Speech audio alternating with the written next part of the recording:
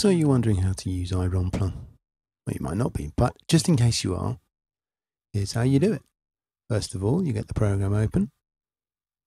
Then on the top bar, you look for some samples to add to the mapper.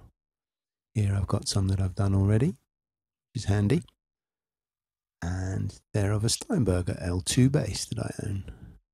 Now I've mapped them 2 different velocities, so you go down and and you select the relevant samples that you're looking for. For some reason I'm just closing them again there, I'm not quite sure why. Oh, I'm going to place them in the mapping area there on the right, that'll be why. So I'm opening them up again, and here you can see I'm selecting them by clicking on them whilst holding down the command key, which select all the ones that I want to select. Boom, bada boom, boom, boom, and I'll probably end up cutting some of this out, or I might just really bore you by showing it all at the same time. As you can see, I go down and click all the ones that are mapped the lower velocity. Really quite exciting. I've rarely seen things this exciting. I think last time I saw some soup getting cold was pretty close. And then there was buying more paper towels, which was also equally fascinating.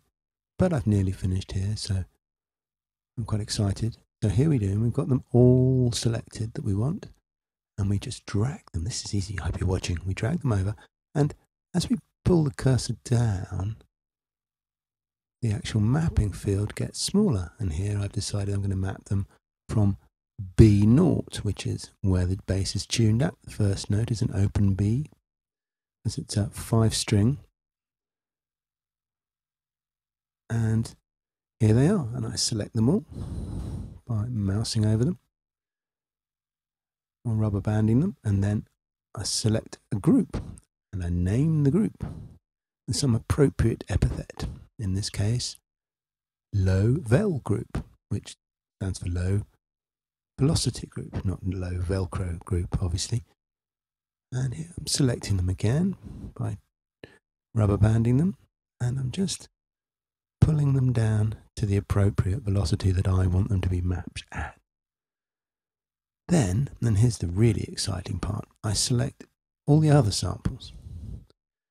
Boom, boom, boom. And if you'd just like to imagine something really exciting happening at the moment rather than this, which is really tedious, but part and parcel of the whole thing of building sampler instruments, you've got to suffer a little bit, or obviously avoid falling asleep in the middle of the suffering. But you know, we're getting there. We've got a few more to go. I'm just clicking on them here as we go, going down all the ones that sound at the right velocity that we're looking for, and there's a lot of them. I can tell you that bass sure can be sampled. And there we go, we've got them all now, and I'm just going to drag them from the browser onto the mapping window. And when they're all mapped out chromatically like that, then I let go, and then I select them by rubber banding them over them again, and I'm going to group them, clicking the group button, and then you'll see here they are, and double click on there, and you name them iVel group. I just thought I'd go with the naming protocol I'd already established. And yeah, so I'm just going to select them, and I'm going to pull them up from the bottom to the point where I want them mapped. And we're pretty happy with that. Now I've got another cunning layer, which is the thumb layer, which I've done, which I was going to put at a very high top velocity, just so that if you really smack the note down on the keyboard, or you want to program it at high velocity, very high, that it will make a thumb pluck sound. Now, I haven't got an entire instrument in these. I've only got a certain number of notes, basically on the bottom string, and then a couple on the next string up. It didn't sound very good apart from those ones. So I'm just going to map them there up to C2. And there they are. I'm going to group those. I'm going to group them. Come on, group. There. And I'm going to name them by double clicking on the thing there. And I'm going to call this is, just guess, Thumbvel Group.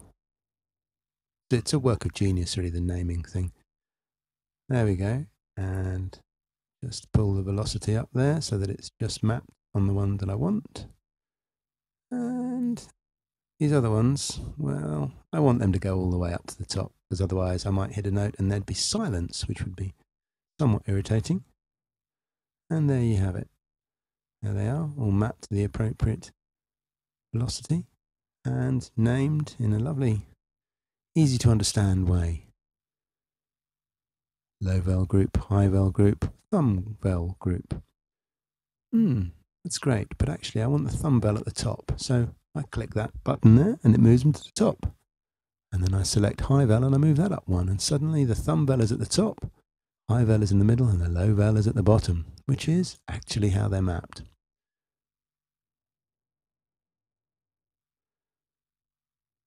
And there you have them.